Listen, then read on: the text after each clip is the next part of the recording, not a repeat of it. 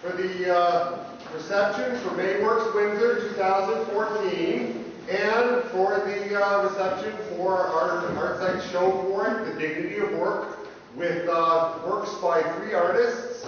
Dan Bergeron, whose work is along the back there, Dulce, Pinzón, whose work is up there, and Allen Kogut's work, who is behind me and everything else. Before I speak about why we did this show and talk about the artists and give Vince a chance to speak, he's the only artist in attendance, I want to thank the MayWorks Committee and thank Susan Gold and have her up here to talk a little bit about MayWorks. Welcome everyone, thank you for coming out. And so I want to talk a little bit about what is labor arts. And there isn't really an answer. It's an ongoing project that we in Windsor have been working on for a number of years. So this show is labor arts. This booklet that we have, the MayWorks have printed this year, is representative of labor arts. For the past 5 years, artists, students, and workers who have a common interest have gotten together and have developed this festival.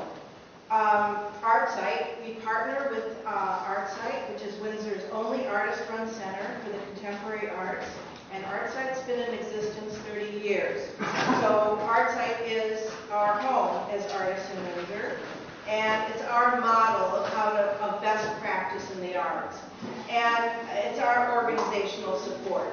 So I was thinking it's kind of like our 311 for artists in Windsor. But our 911 is CARFAC, which is our artists union, Canadian Artist Representation. And we depend also on Windsor District Labor Council for their partnership and goodwill for this festival. We're supported in large part by Windsor District Labor Council affiliates. And many of the cultural organizations in Windsor, art and cultural organizations, take part with us in our organization in this festival. And several workplaces, usually the artist workplaces, will support them and help us out. And we appreciate that support. So, not to take too much time, so I'm going to ask you to, if you promise to take one of our booklets home, we have a lot of them, take one of our booklets home, and please read our booklet. Then I won't have to tell you that we're working on it as a project that's going to take place at the Art Gallery tomorrow between 1 and 5. And I won't have to tell you that the quilt project that Debbie Dunlop has organized will be launched at the Windsor's Community Museum on Tuesday night. I won't have to tell you about Emily Davidson, who's our artist in residence, who's participated with us in every stage of the festival. And I won't have to remind you that the Cuban Friendship event is later in the month. So I also won't have to point out that Jeff Noonan's article, which is a wonderful parable that he wrote specifically for the festival booklet, is a centerfold. It's called The Parable of King Stephen the Bad. And a wonderful, interesting essay by Patricia Bell on the needle trade. So if you promise to do that, I won't have to mention all that. Just tonight I want to have a MayWorks call out to the artists of Dignity of Work and to Windsor Feminist Theater, Trevor Malcolm, who's going to play with us this evening, play for us this evening, and the Artcite staff, Bergeron and Christine.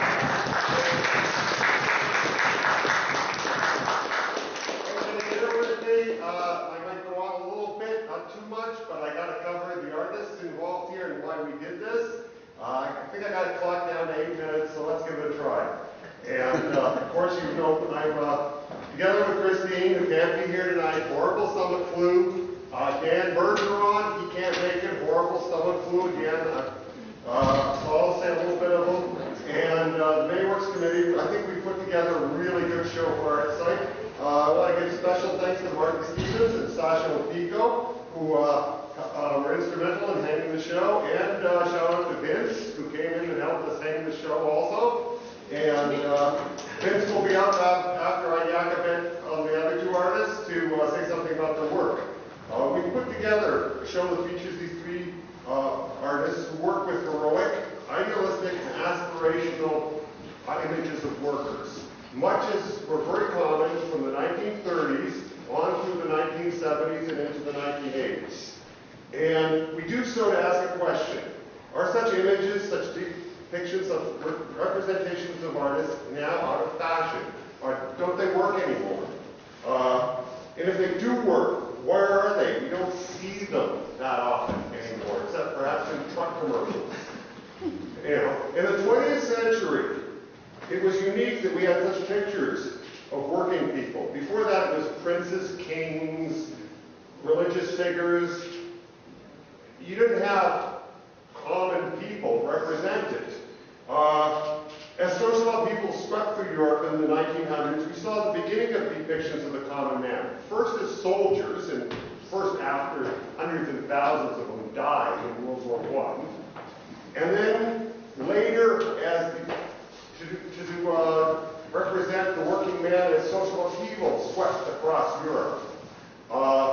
In the United States, in North America and Canada, when the 1930s Depression hit, we had auto responses, but this began to show up. In Canada, we didn't have very much. We had labor camps, believe it or not, run by ex-military officers. And I had a lot of head beating.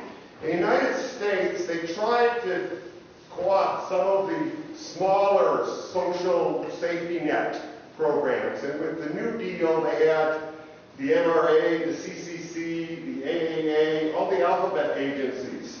And, you know, they put hundreds of thousands of people to work on infrastructure projects.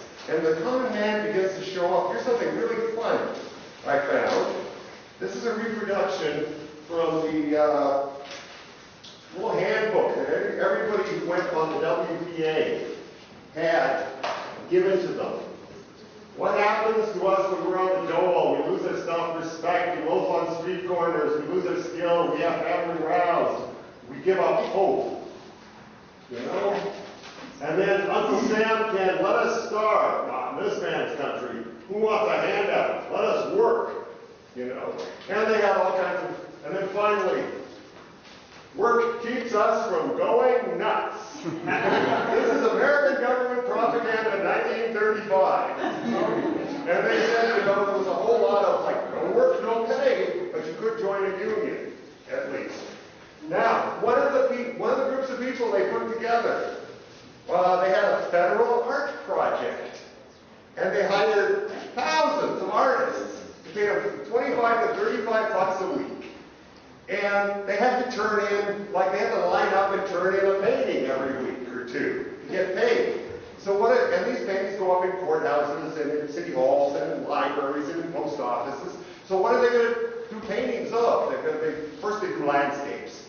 And then they started doing working men and women and farmers and people in industry. And photographers started taking pictures of them. And people thought, hey, wait a second, this is pretty good. This is aspirational, especially when everybody's unemployed. World War II comes along, you get a new use for the depiction of labor, for the home front, for the working industry, including women. We got the Rosie the Riveteer, and you know, stuff like that. And then after World War II, you have industrialization. You have the idea that we're going to have an industrial working class that's going to aspire to middle class education, income. You got unions coming in. You even have Ford Motor Company hiring Karsh, the photographer who took pictures of kings and of prime ministers, taking pictures of workers in the plant. You know, companies thought this was a good idea then. Okay. You had the National Film Board in Canada doing all kinds of documentary work on working people. And so this was something to aspire to. And somehow though they disappeared. By 1989 we have the film Roger and Me. And that stuff is nostalgia by now. Okay? What globalization, Ronald Reagan in the States, deficit reduction, tax-based shift. You know, even in Canada, Chrétien gives way to Paul Martin, the liberals should have known better. And now, what do we have? We have Homer Simpson versus Mr. Burns. And it wasn't just a conspiracy. We have the postmodern impulse. You know, everything's in three nested quotes. You know, a working class hero is something to be. But then the rest of the song continues. And, you know, I think we're a little bit more than that. You know? I think we're a little bit more than just peasants. Okay? The worker becomes more and more precarious. And he becomes more and more invisible. And yet, he's paying more and more of the bills. In the 60s and 70s, corporations in the United States paid 35% of the tax load.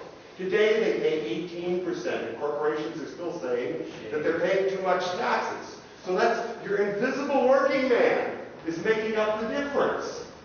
You know, so there's something wrong there. Meanwhile, in the United States, economists have just reported that income inequality has reached levels that are higher than in pre-revolutionary France. That's ridiculous. You don't have to be a raging red, you know, to say that something's wrong here. You can't go on. Henry Ford II was, you know, showed off some mechanized assembly lines to the American Union leader, Walter Reuther, and said, are you going to get these robots to pay your union dues? Walter Reuther replied, well, Henry, you're going to get these robots to buy your cars? Okay? So, about the work. Dulce, Pinzón. Okay. First over here. I got to thank Lenny Campello of the Lita Anderson Art Projects in Potomac, Washington, D.C. If anybody wishes to purchase one of these, you don't get these are gallery ones. They run from $1,500 to $2,500. They're very famous. We're very happy to have them here. She's an artist, she's a photographer, she's a labor organizer. She worked with the Latino community in New York and Brooklyn. She was born in Mexico City in 1974, studied mass media and communication at the Universidad de las Americas in Puebla, photography at Indiana University in Pennsylvania. In 1995, she moved to New York, where she studied at the International Center of Photography. She's won tons of awards, and her works have been featured in magazines like Mother Jones, Rolling Stone, Vice Magazine, New York Times, The Guardian, The Washington Post, La Jornada, The Reforma in Mexico, and El País in Spain. She writes about her work, the real superheroes. After September 11, the notion of the hero began to rear its head in the public consciousness more and more frequently. The notion served the necessity at the time of national and global crisis to acknowledge those who show extraordinary courage or determination in the face of danger, sometimes even sacrificing their lives in an attempt to save others. However, with all this journalism, it deserves front page. With disasters and emergencies, it's easy to take for granted the heroes who sacrifice their immeasurable life and labor day to day in the day-to-day lives for the good of others, but do so in somewhat less spectacular settings. The Latino immigrant worker in New York is a perfect example of the hero who has gone unnoticed. It is common for a Mexican or Latino worker in New York to work extraordinary hours in extreme conditions for low wages, which are saved at great cost and sacrifice, and sent to families and communities in Mexico who rely on them to survive. And then she gives them names. There's Mr. Fantastic or Mr. Elastic, Sergio Garcia from the state of Mexico. He works as a waiter in New York. He sends home $350 a month. Chapulín Colorado, the gentleman with the wheelbarrow working construction. It's Maria is Alberto Lara from the state of Mexico. He works as a construction worker in New York. He sends home $350 a week and so forth. Please, I ask you to read the captions and think about how much rent is in New York and how much you have to work to feed yourself, to put a roof over your house, and still manage to send home stuff. This is why work is important to us. Okay? And she shows you can still use the ironic as long as you keep a leash on it. Okay? Now, next up we have Dan Bergeron's work that is behind you on that wall.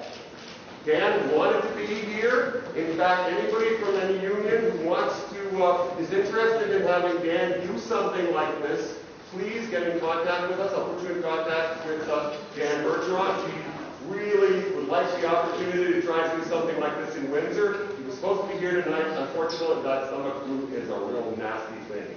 He's a street artist and photographer.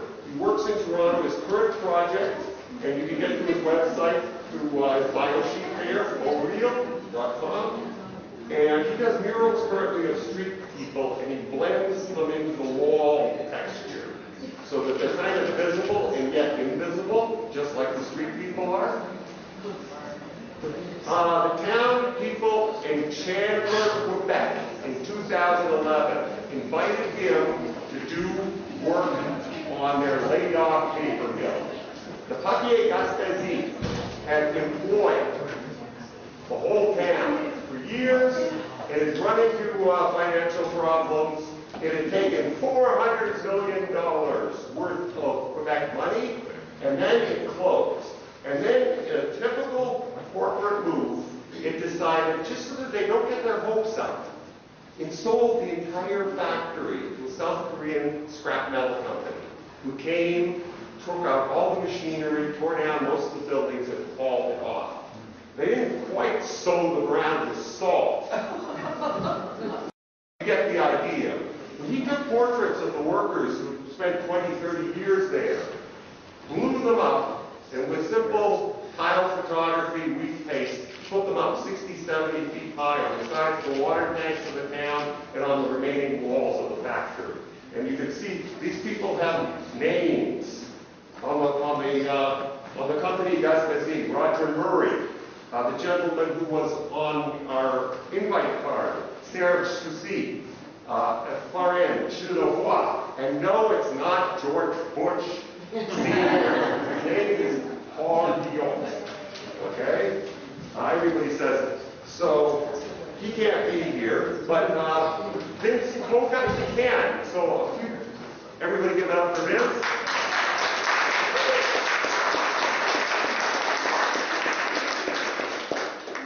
I just want to say thanks to everybody for showing up.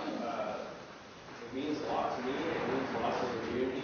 To talk about the work a little bit, what I wanted to do with this body of work was create a body of work that represented Windsor as a labor community. As growing up, born and raised in Windsor, my parents are all involved in the labor community. Seeing that growing up really instilled that hard work pays off. It really says something about someone's character. And what I wanted to do is represent that in drawing, and what I like to do. So these drawings here and drawings on the wall over there are representative of that. They're supported by Windsor community. They're done in Windsor in a studio a block from here by a Windsor artist, and that's what it's meant to represent. This very Windsor grassroots culture. And all of you being here are supporting that culture to move forward. And I can only thank Susan Mold, Artcite, my family, for coming out here and really pushing my work into this culture. And I'll keep it short and sweet for everybody.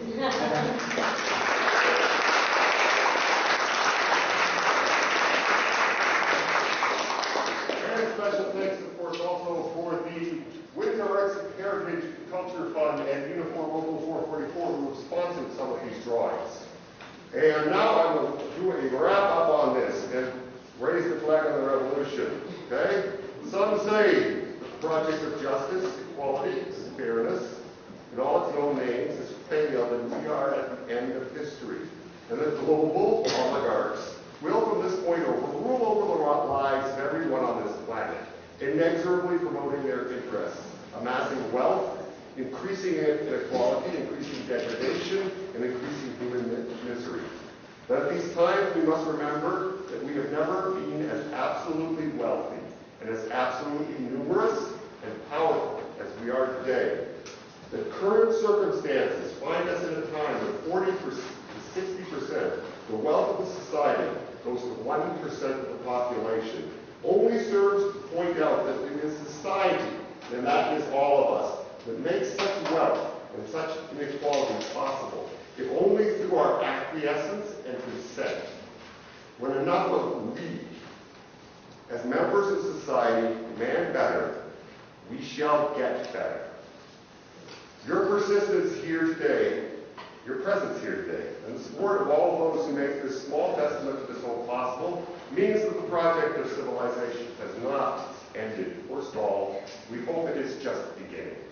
Thank you. We will now hear from Paul Chislett from Windsor.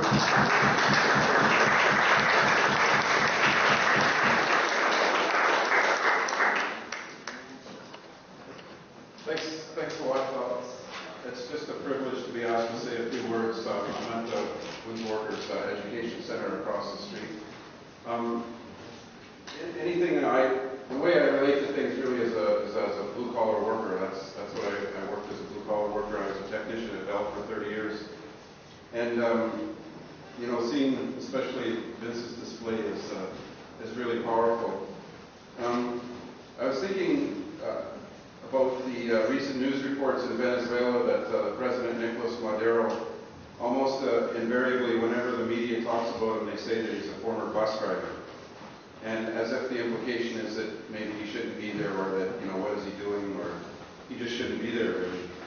And there's also a story, I really don't know the details, but in Bob Rae's government, there was a Bell guy that ran and won election, and he was in the NDP government in the 90s, and when that government fell, of course, everybody had to go back to their workplaces, and the story was that a woman who lived in his riding had said, "You'll never guess who's underneath my porch." And again, that idea I like what Bernie said about the invisible worker. It's just, and then going back in history to the struggles and the art and everything that was produced that indicated that workers are human beings and that they're agents.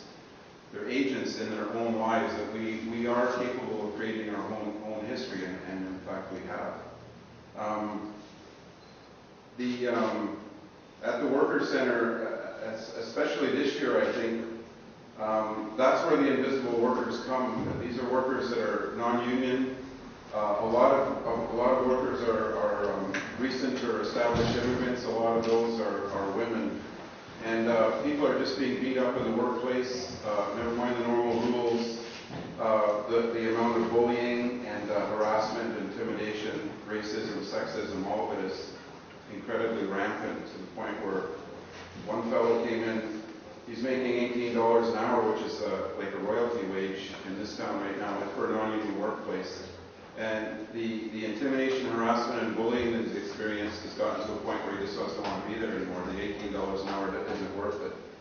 So this idea that something's happened, and I think Bernie laid it out, that something's happened to the very idea of that workers could have a dignity, and I certainly, define myself a lot by what I did, and could take pride and a sort of a sense that I was helping other people, kind of thing, and I could take something from that work. But Bell in the 90s was one of the first major companies that embarked on the corporate farming out of work, downsizing, devaluing work by either contracting it out or the wages were fine, but they kept a lot of jobs were just siphoned off, either privatized or just eliminated, so that the devaluation of work, which was the devaluation of the human beings that lived there. And in fact, the Bell operators suffered even the worst, where their entire job function was just eliminated because it was old-fashioned and replaced by technology. So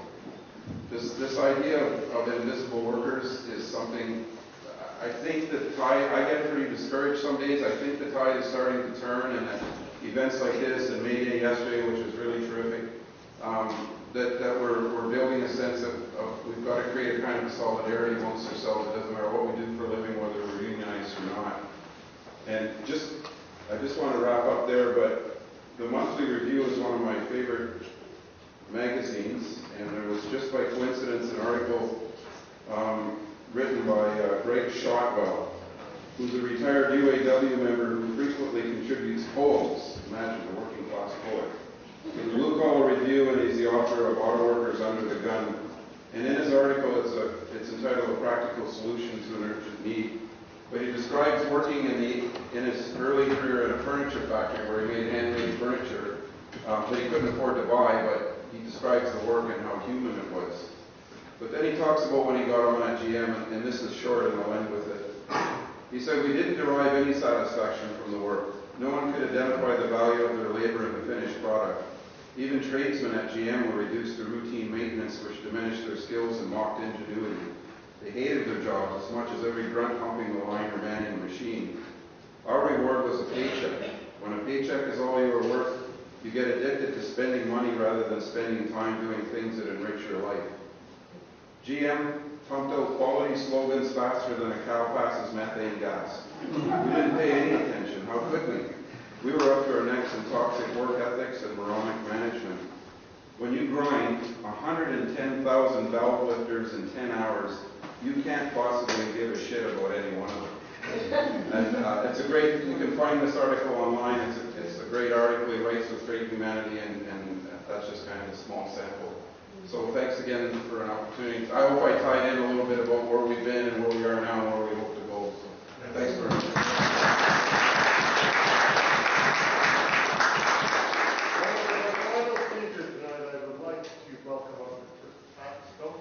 Strople from CUPE, 543, will say a few words.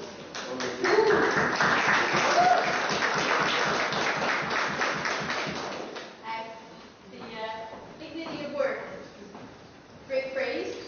To me, dignity of work includes the recognition that every worker and every job is genuinely respected. We're all cogs in the big wheel.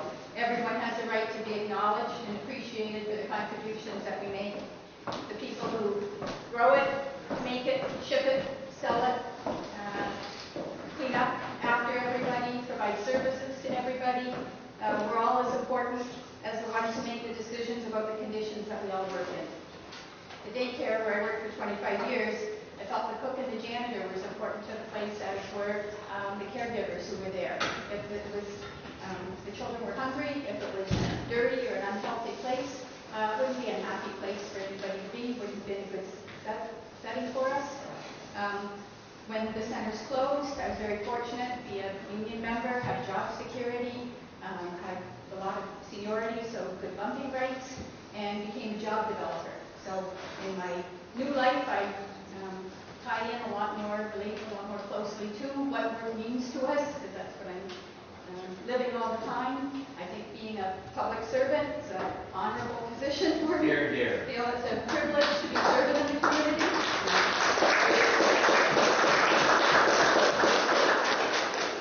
Privilege to serve with the people that I work with and work for. For me, there is dignity in my work, so I'm really lucky. As a job developer, the meaning and significance of work in our lives has risen to a whole new level of involvement, and I spend a lot of my work time trying to help match people with suitable and available job openings, talking to them about what they want, what they're looking for in terms of employment, and how they can go about it. I've never spent any time asking them about how much dignity they've had in their work history. Never thought about that. But I do know that the people that I see who are unemployed are not feeling dignity in the time that they're spending without work. The lack of suitable work, seeking and not getting the positions that are advertised, feeling rejection, either reinforces that, maintains the dignity and your self-respect, or can wear it down. So losing a job, that has a lot of costs, as we see in the faces of Dan's oil tanks and people from Despecia. Our area has seen a lot of these faces, a lot of these looks, way too many. Vince's factory working friends,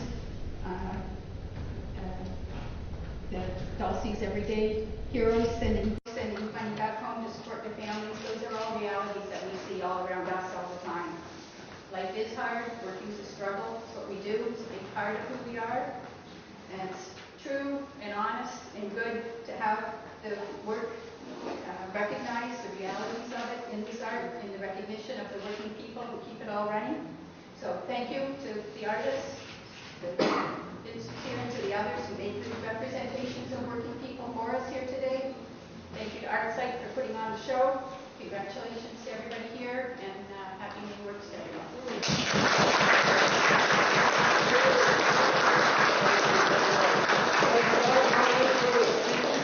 However, I would now call your attention to the Windsor Feminist Theater's Trevor who will be improvising on inspirational labor tunes in the background. For your pleasure, visit the bar, grab some MayWorks style brochures, and enjoy the evening. Thank you. This evening is yours.